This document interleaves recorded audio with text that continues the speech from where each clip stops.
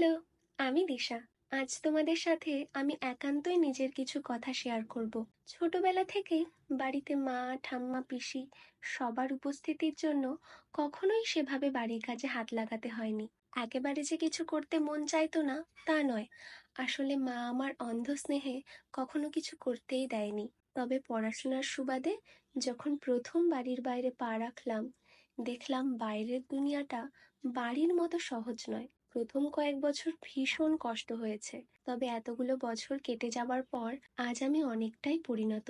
যে মেয়েটা বাড়িতে থাকতে এটা খাবো না ওটা খাবো না বায়না করতো, সে আজ দুনিয়ায় খাওয়া সম্ভব সব খাবারই খেতে পারে।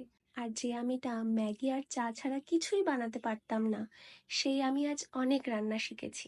তবে পুরোটাই যে মায়ের হাত ধরে তা নয়, এর বেশি কৃতিত্ব আমার বেস্ট ফ্রেন্ডের। আজ এটুকুই, হ্যাঁ। এখন খাবার পালা। কথা হবে পরের একটা ভিডিওতে। আজ তাহলে আসি। চলো, টাটা।